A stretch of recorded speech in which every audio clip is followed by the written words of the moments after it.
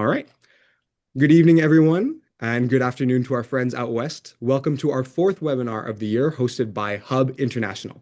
Tonight's session is entitled Next Generation Consulting AI in the World of Group Benefits. Bonne soirée tout le monde et bienvenue à notre quatrième webinaire de l'année présenté par Hub International. Before we begin with our introductions, here are a few reminders to the folks in the call. As usual, we will begin the session with introductions and the prepared remarks from the Hub team. We will then move into our Q&A and leave some time at the end for networking in breakout rooms. For those of you who are interested in the ASNA webinar raffle, if you ask one question during today's Q&A and stick around for the networking, you will have your name entered into the raffle pot. You can earn one entry at each subsequent webinar by doing the same. The raffle winner will be drawn after the December webinar, and the big prize is a free registration to ASNA 2027 in Montreal. As always, our presenters and the executive team would love to see your beautiful faces, so if you can, please turn on your cameras and let us see the actuarial minds of tomorrow. As always, this webinar is recorded and will be uploaded to YouTube for any of those who could not attend tonight's session. With that, I will turn it over to our guests, Max Deschênes, FCIA, and Forrest Kong, FSA, for their introductions and presentation. All right. Thanks, Daniel. I'll get us going here. So we both work at Hub International. I'm glad to be here. It's the first time we give ASNA webinar presentation, and I think the topic that we're going to go over is very interesting. It's essentially an overview of what we can expect for our work of tomorrow in the group benefits landscape. So it's very relevant to today. And we do have, new things coming in every year. We have to stay ahead of those, and that's why we named this presentation deck "Staying Ahead," because essentially that's one of our objectives here at Hub. We always want to stay a little bit ahead of the curve, so we don't fall behind over time. So a little intro for today's speakers. There's obviously there's me and there's Forrest on the call right here. So I'll let Forrest introduce himself in a minute. My name is Maxence Deschênes. You may call me Max. I'm a senior consultant at Hub International. With over 10 years of experience in actuarial work. So I worked a little bit in pension, but most of my career is in group benefits consulting. So I do specialize in benefits and specifically on highly technical work. So I've been doing actuarial valuations for basically my whole career and tools development and special projects. So whenever somebody has a question on how to approach something they've never done before, I'm usually your go-to guy for those special and complicated projects, even if they fall outside of the box or what we typically do.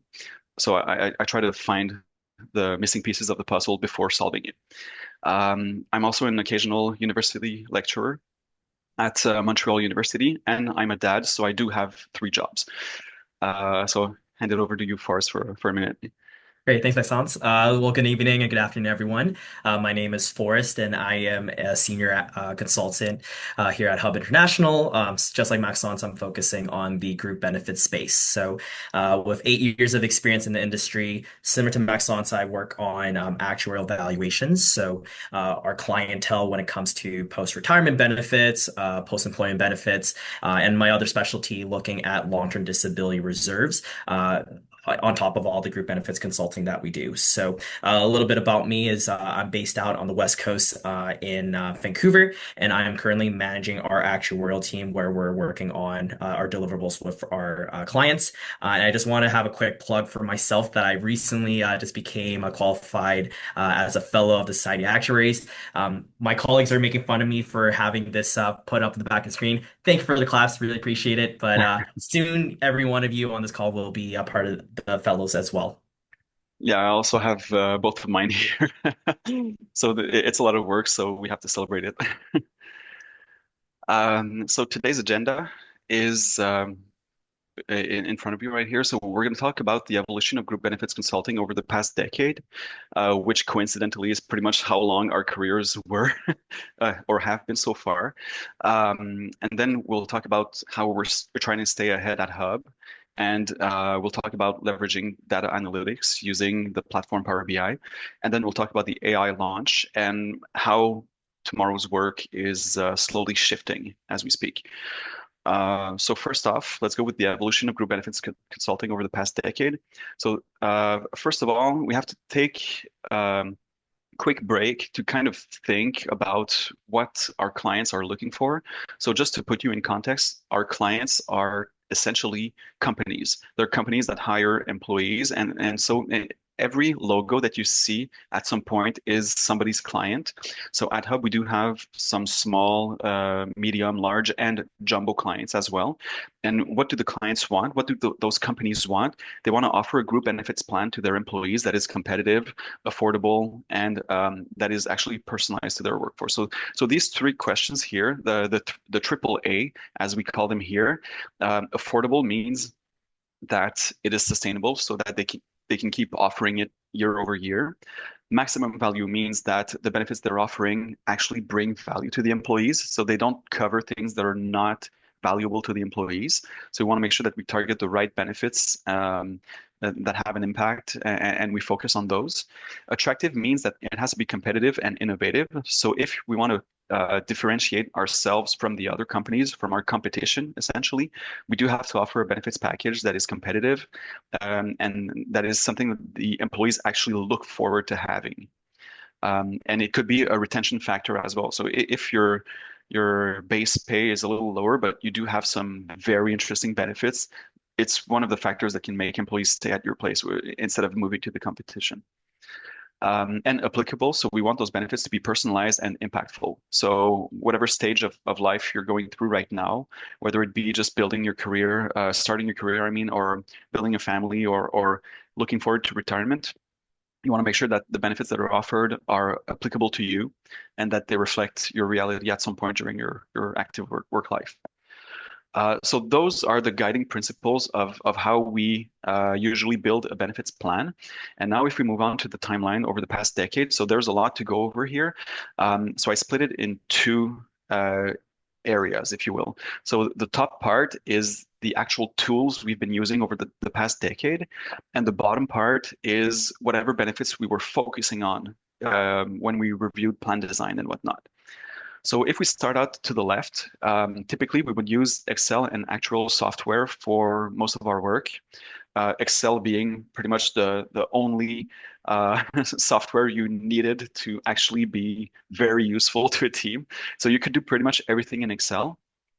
Some work could be done in Access as well if you had some large databases for large actual valuations, or processing a large number of claims in a large claims data file. So typically we would have like numerous files and convoluted models. So you would have one Excel sheet feeding another Excel sheet that would feed another Excel sheet, etc. So your models would be built essentially with a regrouping of Excel spreadsheets. Um, Sometimes we would also have actual software such as ProVal that could help us with the valuation work. Typically, at the beginning of our careers, we would experience sometimes long run times. So whenever we would modify something in an Excel file that has like a complex model in it, it could take 1, 2, 5, or 10 minutes to run. So essentially, you would be careful on how you would update your spreadsheets, because you would know that every time you updated something, it would take a lot of time to run. So you could only have so many inputs per day that you could wait for. Now we're moving away from those slower models. But at that time, when we had those limited tools at our disposal, what the clients were looking for was actually looking for flexibility in their benefits plan. So typically the plans would be traditional, so everybody had the same benefits, one size fits all, etc. But there was a push that started a little earlier than 2016, actually. So in the early 2000s, it started slowly, but it kind of picked up. At that time, pretty much everybody who had the right employee headcount would look for flexible benefits. So any company over 400, 300 employees, and typically all of them above 500 employees would look for a modular or a flexible plan. So they were looking on giving flexibility to their workforce. But then again, the benefits weren't that personalized. There were just options on levels of coverage for the traditional benefits. So option A, B, and C, you would have like 70%, 80%, or 90% covered. So we would focus on competitive core benefits, make sure that, vision care, dental care, you got it nailed down with the right maximums so that your employees would be satisfied and that it would be competitive with what other companies were offering. We were also looking a lot for cost control initiatives, whether it be the mandatory generic substitution for drugs or whatever else you could think of. And there was the beginning of biologic drugs coming on the market, such as Remicade and those high-cost drugs that started emerging. So healthcare pooling became a very important topic for our clients at that point. And then, if we look forward a couple years, COVID hit. When COVID hit, the focus kind of shifted away from traditional benefits and focused on mental health and DE&I. So as we already built, a strong core benefits offering for our clients prior to COVID, when COVID struck, we realized something. The mental health maximums were not sufficient. So we had to review those. So there was a large push to increase psychologist coverage, whereas it would be the same as, for instance, physiotherapists in the past. Now we often see a large coverage beyond whatever is offered for the other paramedical practitioners. We started seeing a lot more about fertility and family planning. So IVF, adoption, and other types of support for people that are in the phase where they want to start a family, but sometimes fertility is an issue, which is the case for our generation and potentially future generations as well. Fertility can be an issue, more than it was in the past, at least. So the benefits plan are kind of covering or bridging some of that gap by offering a couple $1,000 typically for those benefits to start a family. We also focus on disability prevention, so focus on mental health and DE&I to make sure that your employees are well at work, so they avoid accumulating stress and whatnot to avoid going on disability. And another thing that we've seen in the market is a virtual care boom.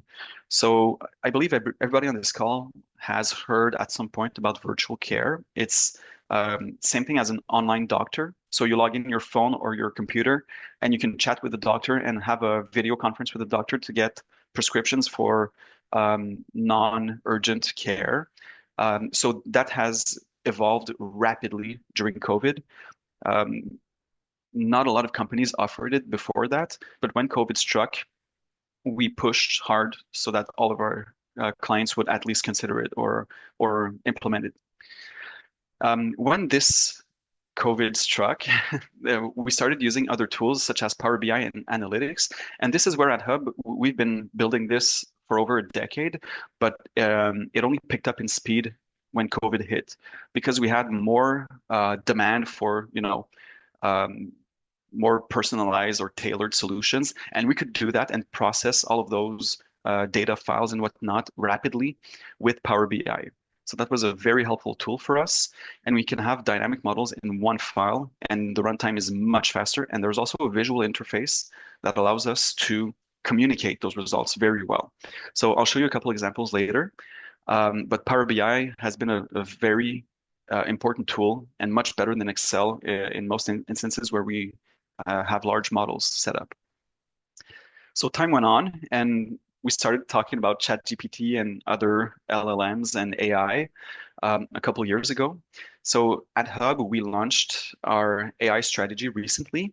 So there was a company-wide launch of Claude AI, and now we're figuring out slowly, step by step, what the best AI use cases are. So we want to focus on, low value tasks that are very time consuming. We want to focus on those, automate them, leverage AI to get them done as soon as possible so that we can focus on validating the results and save a lot of time as opposed to spending so much brain power on just building the thing from scratch. And at the same time, on the benefit side, what we're seeing is a move towards diverse and personalized benefits. So you see, in just a decade, we went from strong core benefits to highly personalized benefits with a little arc for mental health and DE&I along the way. So now we're talking about weight loss drugs, GLP-1s, so Ozempic, Wegovy, and whatnot. fertility and family planning is still evolving. We're still expanding this on this front. IVF is being expanded as well for some clients. We're focusing on women's health as well. By women's health, we mean many different aspects of women's health.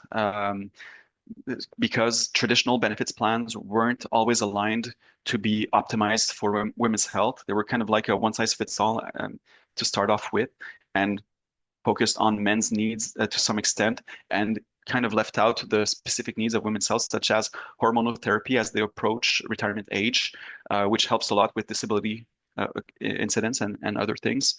And diverse and personalized benefits also includes the aging workforce. So as we're seeing more and more people working past age 65, well, typically the benefits plans would kind of terminate a lot of benefits at age 65, but now we have to accommodate for an aging workforce. So we have to make sure that our benefits plans that we design for our clients and maintain for our clients, that they adapt to the aging workforce, and that we still offer some type of, for instance, disability coverage for active workers that work beyond age 65 and potentially up to age 71, oftentimes. So that's what happened in over the past decade. I know there was a lot to cover in here, but it's important as we look forward to know what was done in the past and where we stand right now. So since we've seen the evolution over the past decade of what tools we had and what the clients were looking for, now we can kind of position ourselves to what is coming up next. So I'll just send it over to Forrest. For sure. I'll make it quick because we want to make sure we give everyone some time to check out some of the cool examples. But as Maxence has alluded to, we've only talked about just 10 years of experience that has occurred. And so to even think back a little further, we have an actuary on our team who's about I would want to disclose his age, but he's definitely not young whatsoever. And he shared a story where back then the tools that he was using was there was a massive computer that you'll have to go into the room, and he would used to calculate each reserve for each individual hand by hand, and this was his job throughout the entire year. So you can imagine and how much has changed over the last 50, 60 years to now 10 to 20 years or so. And so when you think about the group benefits consulting or just the actuarial consulting practice in general, in order to stay relevant, we need to keep up with the times and adapt as well to the resources that are being available. So what we're here to quickly talk about is just here are some of the general themes, as you'll see throughout the presentation, how Hub has approached this. What we want you to take away from this is think about some of the other organizations or other competitors out there. And what we should be expecting is the entire market is also adapting as well. So only speaking about what we have done so far. So as Maxence has alluded to, we have a data scientist and also a data analytics practice that has been established over the last 10 years. And you can see that in terms of the examples that Maxence is going to show in a bit. As Maxence has also shown during our timelines, there was a shift towards going from a one-size-fit-all approach to now looking at a more targeted, segmented approach. And so in another example, what you're going to see is what we'll call population health insights. And so the best example we can bring this up is that for students in their first or second year, the type of needs you're going to have is going to be different from Maxence. It's going to be different from mine, and it's definitely going to be different from that really senior actuary that comes up. And so to take that into consideration when we're thinking about the benefit plan, the more details we have, the better we can segment and provide targeted solutions as well. With all that data, with all that segmentation, and also with all the tools that are in our arsenal, that gives us the capabilities for us to create more clear types of reporting. It can be a lot more tailored, and quite frankly, you're going to see reporting where it could be dynamic as well. And so it changes the conversation significantly from one that could be more static to then coming up with 10 to 20 to 30 different types of questions that could come up as well. Okay. And the last thing we want to allude to, I think, when we're talking about AI efficiency, here's the slide in itself is an example, right? So back then, when I was an analyst, I remember it would take me about 20 minutes to put together a slide like this. This took us 3 seconds, right? And so for that aspect, we want to make sure that we're taking advantage of the tools that could create those efficiencies for us. So then Maxence and I could spend more time towards what's matter, and that is to have conversation with you folks on the screen. Exactly. Okay.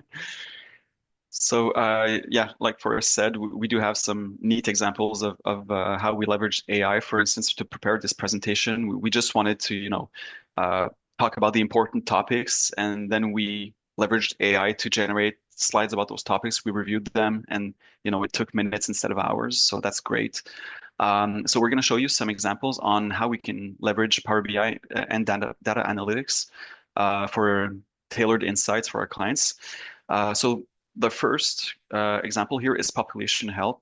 So in accordance to what our data scientist kind of built on and the ways he's shown us how to work with Power BI, we were able to build some very neat dashboards or summaries of plan utilization for some of our clients. So typically this is reserved for our bigger clients that have complex structures and whatnot, and they're looking for answers within all of this data. And it's hard for uh, traditional approaches to give the right answers or the right follow-up questions on those.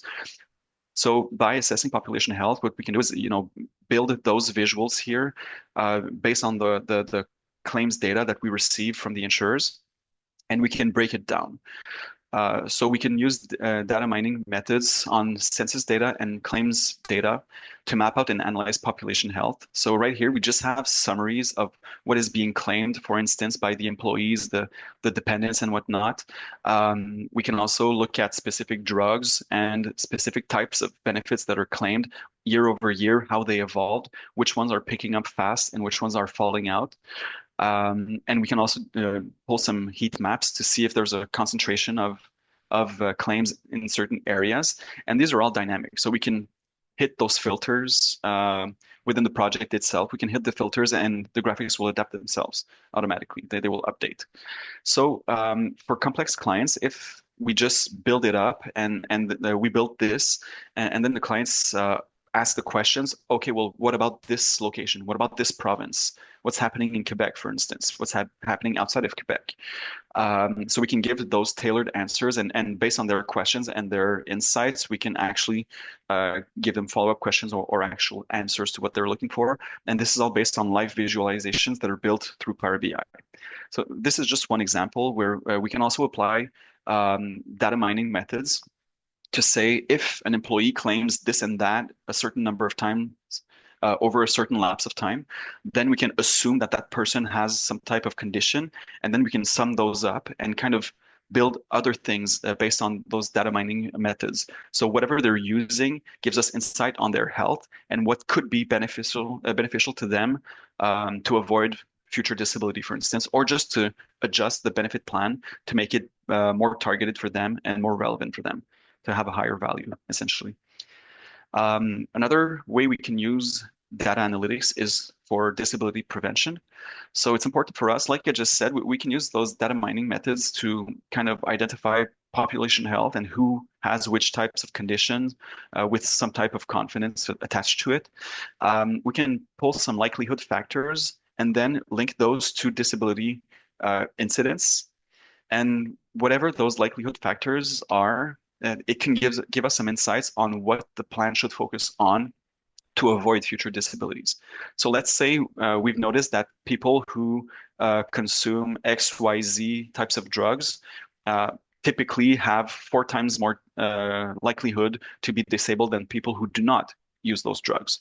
So then we look into it and we ask a follow-up question. Okay, what do those drugs do? What do they treat? And do people use it to mitigate their symptoms? And does it help disability? Or is it just that it doesn't help and or they're not efficient? Or what are the conclusions here? So based on our findings, we ask follow-up questions that we keep digging through analytics to kind of give an answer to our clients on how we can avoid disability based on what we're observing on your plan right now. Um, all right, I think I've covered most of it here. And then there's also this example, which is less data mining, but still some very complex calculations on a very large data set. Whenever we perform flex pricing, we can do that in Power BI. And this is a super powerful tool where we could code in a plan design, code in the plan pricing, and then look at what the employees are claiming.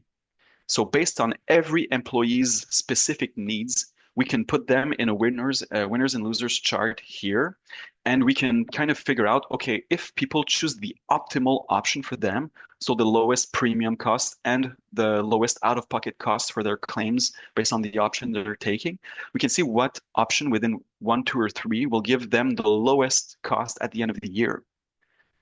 So that's their optimal option, and we can put them in those options, and we can determine based on their optimal selection how they're gonna land within the distribution here. So will they go under option one, two, or three? And if the distribution is not what we expected, or if it's not favorable for us, so if nobody's choosing option three, or if nobody's choosing option one, for instance, then we would revise the plan design, make it more generous in those options or less expensive so that employees would actually benefit from enrolling in one of those options. So one of the goals of flex plans is that it's to give flexibility so that employees have empowerment and they can choose the best option for them. So if they want to have that perceived added value, we have to make sure that it's priced correctly and designed correctly so that there's a good distribution depending on the needs and where the employee is at in their own personal timeline. Are they younger and they don't really use the plan, then go under option one. Do they use it a lot and do they have a lot of dependence? Then maybe option three is good for you. So using analytics or just Power BI and coding in all of this, we can determine if the plan design or pricing is appropriate. And we can also revise this super easily once it's coded. So we can have like a dynamic evolution of the distribution based on whatever we feed it. So this is just one of the many examples of what we can do with those analytics tools. Cool.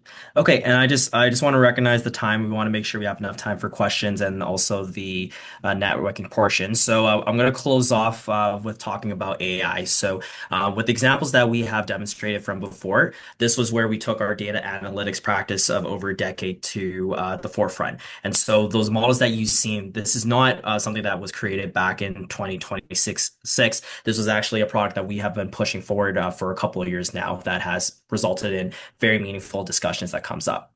So by thinking about that, when we talk about AI, one thing we want to establish is essentially how AI has been integrated within our work. And to emphasize how quickly it has been adopted, so as Maxence has mentioned, so we've partnered over with Anthropic to deploy Claude for across 20,000 employees. The date in terms of when this was officially announced was in February of 2026. So this is only a couple months ago, and you can see that in terms of the work that we've been doing, a lot has changed over the span of those couple of months. And so in particular, for our team, our entire team has been using Claude in terms of our day-to-day work, in terms of the creating some efficiencies. And there's some stats in terms of what the senior leadership team has seen, where within Hub International, we're saving about 2.5 hours of work per week. And so what that essentially means is that, like we said before, those times that were saved up because then free us time towards all the other types of aspects of works that we could shift over. What you also will see is that whether an organization is adopting more and more into AI is how they're framing their leadership team. And so this is also very recent news where Hub International created a role and appointed the individual on the screen, Faisal Mita, the VP of AI Sales and Innovation. And so for that particular role, where Faisal is doing with his team is focusing on how to scale AI-powered practices and solutions across all different lines of businesses as well. So it's very clear, at least within Hub International, that they are making a huge investment into the AI space. And you're going to be seeing that across the market as well with other types of competitors and different organizations as well. So from an organizational perspective, those are the implementation that have occurred, but how does that work internally? And so within our team, we have what's called the Claude Champions Committee, which Maxence is actually a part of. And essentially what that team is comprised of are individuals across the country working towards helping others discover types of AI potentials, different types of solutions, and finding different ways to create high impact opportunities for our work. So they have a particular channel where they're sharing some cool opportunities, some new projects that things have been created. And through that osmosis, that's why you're starting to see that small snowball accumulating into this amazing machine that we have going on right now. Yeah, and we're working on very neat tools to save a lot of time. I think we do have time to talk about this next section. So, how AI will affect our daily work is pretty much moving from production of work to reviewing the outputs of AI for those repetitive tasks. So we typically keep the work that is more manual or that wouldn't be efficient in AI. We keep it to ourselves as we would have before, but we just have more time to do so to perform that work now.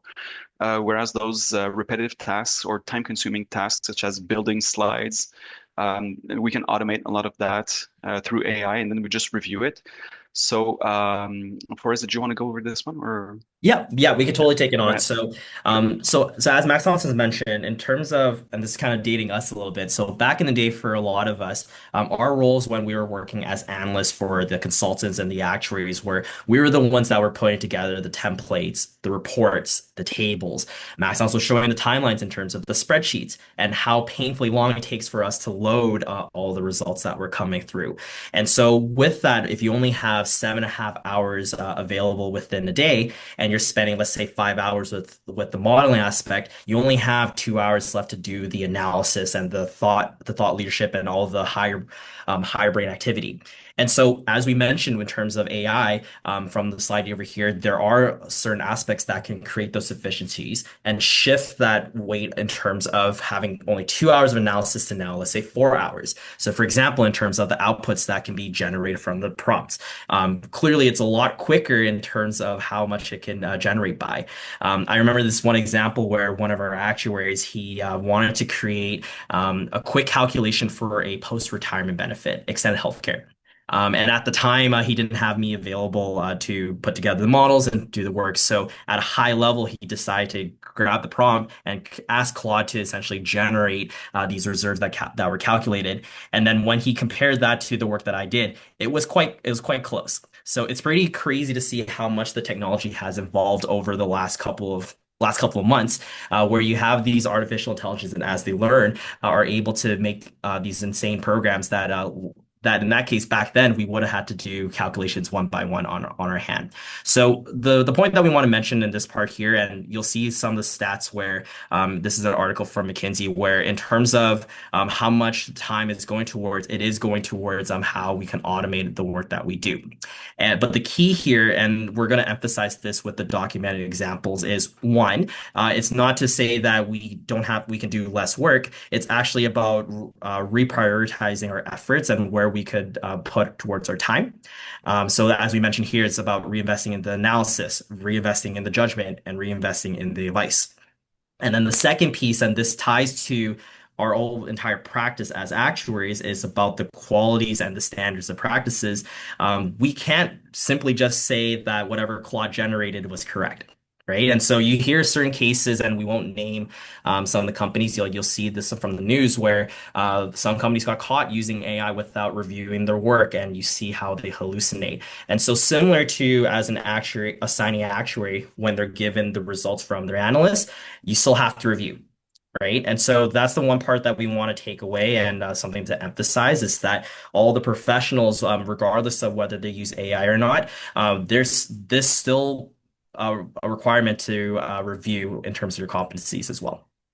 It is kind of a warning call as well, wake up call for all of us, and everybody here on this call. Thank you for being here. I think one of the takeaways that you must remember is you will most likely use AI when graduating. Um, I'm pretty sure you'll use it somewhere down the road and not far down the road. You'll use it probably out of school or maybe after 1 or 2 years, depending on which companies you work for and when they start leveraging it. But be careful. The more you use it, the more you can have like a sense of confidence in whatever comes out of it. So our roles here as actuaries or future actuaries is to make sure that you understand what comes out of it and make the effort to understand it, right? Don't just assume. Make a voluntary effort to understand what comes out of AI so that you don't get caught in hallucinations or confidently false information that comes out of it.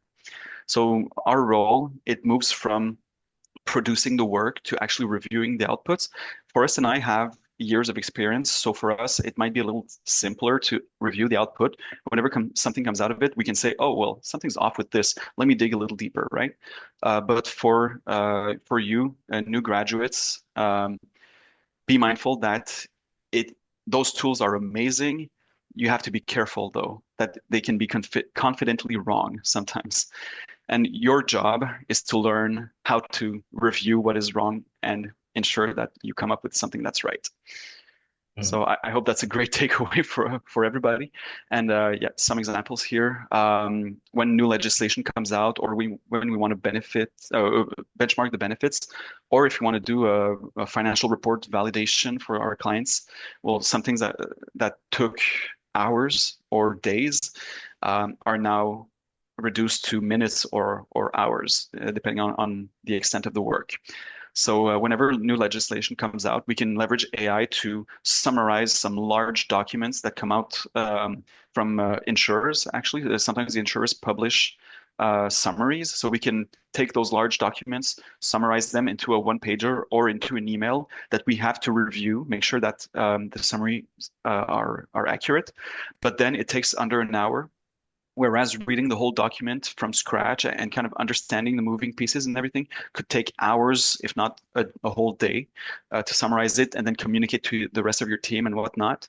For benefits benchmarking, that's a very time-consuming project if you don't have access to quality data rapidly. So you would typically, prompt your colleagues to, pull some information for a subset of their clients and then pull it together in an Excel spreadsheet manually and then try to compare the items and whatnot. But for benchmarking, if you have AI tools and you can just like pull them all together and then just run a script that would compare them. And then financial verification. So financial reports, this is just auditing financial numbers. So you take whatever the financial arrangement is, whatever the financial report from the insurer is, you match them and try to kind of validate it in a couple of minutes if the parameters are applied correctly. So that saves up a lot of time so that once the first steps of updating manually, I mean, through AI, we can update quickly what was done manually in the past. So we save hours that we can actually put our efforts to validating if what came out of AI is okay. It's kind of like for us consultants, it's kind of like asking an analyst on our team to do the work and then we review their work. But leveraging AI, it's kind of like the same thing where we ask AI to do the manual work, and then we kind of validate and try to see if the conclusions fit or if something's wrong. So you have to be careful. Once again, those tools are amazing. Don't depend too much on them. Make sure you understand the work behind them because that's how you're going to progress fast in the future. It's to understand what comes out of those tools and how to validate them, and that's how you'll build your own expertise. So I think we're pretty much done with our topic here. We do have 20 minutes left, I believe. Daniel, are we okay on time? Absolutely. So, first off, thank you. That was a great presentation. I'll now open up the floor to anybody who has questions. So, if you guys have questions, feel free to raise your hand, turn on your camera. You can speak into the mic, or if you would feel more comfortable, you can also send a question into the chat. And just to kick things off, because I'm greedy and I want to have the first question, Max, you already kind of touched on it, but for someone who is like just entering into the consulting world in GB or otherwise, if they're coming into this with, tons of AI at their disposal and say, they're encouraged to use it, what do you think is the best way for someone to build their expertise? Do you think it's trying to do these jobs manually at first to get a really good understanding, or is there some other way that you think might be more effective? I think the answer can be summarized in one word. And before I say that word, I just want to mention that at Hub, this is something that we value very much. And that word is mentor. Hmm. So as you join the team, find someone who can be your mentor. It can be anybody from your team, for instance, somebody who has, high expertise, high knowledge within your team, and kind of try to stay close with that mentor, and whenever you have any questions, make sure that that person is close by, that you can access them quickly. So I think that's very important to have someone to keep you in check. So that person will tell you when it's useful to use AI, when it's not, and that person will give you the reasons why and take the time to train you on what you need for your project. So mentor would be my go-to for that, because it's easy to do the work on your own and use AI and not really checking or making sure you understand fully what's going on. With a mentor, you can sit through, get the information from them, and then they can tell you if it's worth using AI or not from their experience, and also what they expect. So different people from your team Mhm. can expect something, generated quickly through AI and just check it quickly and it's fine, right? Depending on the projects. But some people will need more elaborate responses that maybe AI will Yeah. get confused with, or maybe they're working with sensitive data or public entity data, because some of our clients are public entities and we Mhm. cannot feed their data through AI. That's one of the limitations we have, for privacy and confidentiality reasons, of course. So sometimes we have to do things manually and cannot use AI. So once again, my answer is one word: mentor, and whatever comes with it. Awesome. Thank you. We'll pass it to Yuhan. Yeah. So remember you guys mentioned something about the Power BI where you use, I think, with input to code the product to see what employees doing. Mhm. I know it's coded, but like, are there any particular source that you guys use to validate the result against the result in from Power BI? Are you referring to the slide I pulled up here? Uh, Yeah, I believe so. okay, so for the flex plan, so Yeah, I guess. Mm, we as actuaries work with models, so this is just a yeah, model, right? We yeah, want to make sure mhm, that when we design and price a new flex plan, for instance, yeah, that we perform this type of work so that the clients will know, okay, which employees will not win from the transition, even if they take the best option, because sometimes the plan they have in place right now is the best for them, but sometimes it's not. So all of the green bars are for people who will win, actually, mhm, and the red bars yeah, are people who will lose some money, or leave money on the yeah, table with the new plan. So mhm, it's normal. We'll always have some type of distribution like this. We can validate it through actual experience if we yeah, implement that plan, one mhm, year later, for instance. But the thing is, this is a model, right? It's a mathematical model, and that's yeah, why mm, we as consultants are hired by the clients. It's because they don't know anything. They don't have a starting point. mhm, I shouldn't say they don't know anything. That's completely wrong. But they need someone that can guide them in the unknown, right? So they mhm, don't yeah, know what they don't know, and we're here to well, we know some of what they don't know, but we don't know some of the things they know. So we have to talk with them, pull up the assumptions. mhm, We have to use the actual claims data from uh, yeah, their employees, because their own employees are the most credible source of claims experience for that company, and we want to tailor mhm, our approach to that company. So we take their own claims, we pull some assumptions, and as you should all know, all models are wrong, but some are useful. So this is a perfect mhm, example of that. This model is wrong. Don't get me wrong. It is wrong, yeah, yeah, yeah, I can understand. but it is very useful because based on the pricing and the design, that we can move around over Mhm, time, right?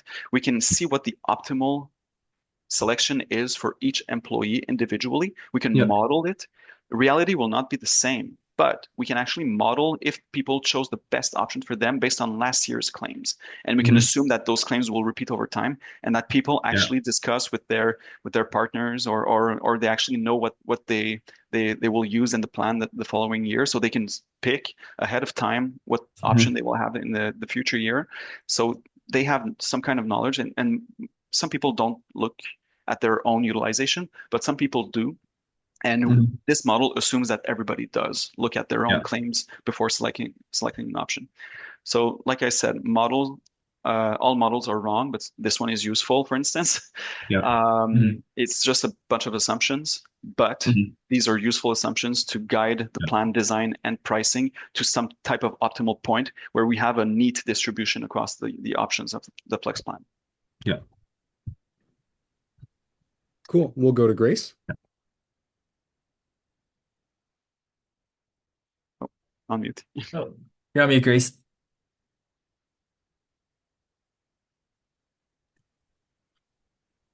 Is it not unmuting, Grace? If you can unmute, you can send a chat, but take your time. Yeah. Or perhaps while Grace is figuring out her mic, so I'm just answering some questions on the chat right now. There's one really good question which we'll verbalize, and it is, what are you excited about for the future of AI, and what potential do you think it has in the future for actuaries? So I can take this one real quick, but I would say it's definitely in terms of the extra time that you have towards the analysis. So, for example, there was a particular project that I was taking care of where I was sifting through tens of thousands of data. And I remember back then as an analyst, it would take me about 5 hours to clean up every single row, format everything the way it is, perform a couple of checks here and there to make sure that everything's all checked out. Recently, that 5 hour job was takes about like 2 minutes now through Claude, right? And then on top of that, because of our practices and our expertise, we were able to then guide Claude through the right direction, whether it is using it correctly or how to improve it as well. So it does open up the possibilities of how we can take our type of work and advance towards making our deliverables a lot more advanced and a lot more tailored in terms of our approach. What I'll say in terms of the potential, in terms of the future for actuaries, it emphasizes even more about that human touch and that human approach. And so, as we have constantly talked about in this presentation, we can't simply rely on Claude or AI or any type of software to just spit out the answers and say that as fact. It's going to be very important for us to be able to differentiate whether it's true or not.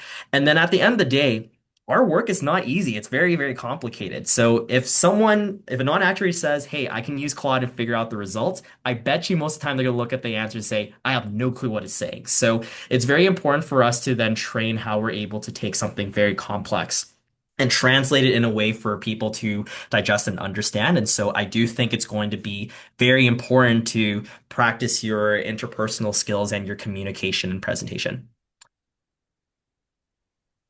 My son said anything else you want to add? No, no, no, not this time around. But yeah, I'm pretty excited for what's coming up. So, like you said, we're saving time on those time-consuming jobs and lesser value tasks, so we can focus on the big picture stuff. And for me, that's very exciting because you can actually handle more projects if that first barrier of not enough time to clean the data, for instance, is gone, then you have more time to focus on the good stuff and give better insights for our clients. So for me, that's a big win. Cool. Grace. Yes, can you guys hear me now? Okay, Yes, we perfect. can. Sorry about the technical issue. Thanks so much, guys, for this presentation. It was very insightful.